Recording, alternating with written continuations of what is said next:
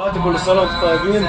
بعيد عليكم بقول لكم كل سنة وانتم طيبين بمناسبة عيد الأضحى المبارك، ويا رب يجعله عيد سعيد علينا وعليكم إن شاء الله، على أمة الإسلام كلهم جميعا يا رب. النهارده هنتكلم إن نعيد عليكم ونقول كل سنة وانتم طيبين، تمام؟ ونقول لكم الأعطال اللي هي ممكن هتحصل معاك في العيد تحاول تتجنبها، في سبيل إن أنت عشان مثلا ما تعرفش ان مثلا طبعا الورش كلها هتبقى قافله ومفيش حد مثلا هيبقى فاتح، فانت لو عطلت مثلا على الحاجات المعينه اللي اقول لك عليها مثلا تتجنبها دلوقتي، او قبل ما يجي مثلا العيد يوصل لحد بكره تبقى انت تلحق تعمل الحاجه دي عشان خاطر ما توصلش للحاجه اللي توقفك على الطريق او تعطلك. تمام؟ طيب اول حاجه ان انت تغير زيتك وتتمم على زيت موتورك، عشان لا قدر الله مثلا تكون انت متاخر على غير الزيت او يحصل حاجه او ما تاكل الزيت عندك او الكلام ده كله، تجنب الزيت بتاعها. تاني حاجه ان انت تبص على الجزء الفيجوالات بتوعك، لو انت بقالك فتره ما غيرتهمش او الكلام ده كله بص عليهم، او بص على الفيجو او الجزء الفيجوالات او ايا كان موديل مكانتك، تمام؟ وتمم عليهم برضو، امن على كهربتك برضو، على قطاشاتك، على بطاريتك، على الكلام ده كله. طيب وتروح برضو تلحق تبص على سلك الغيارات لو منسر او الكلام ده كله، عشان برضو ما ينقطعش منك في العيد وتحتاس او تعطل.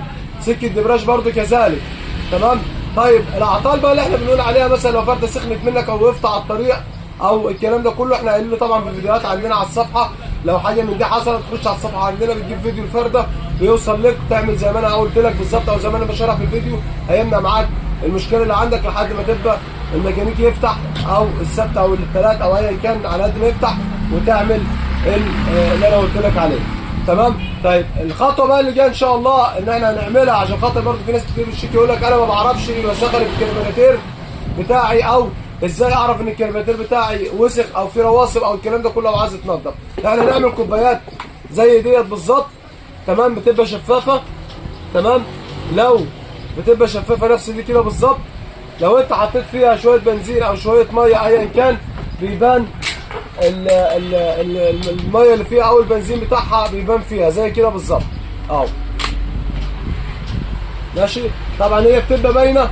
ازاي اعرف لو في بقى رواسب؟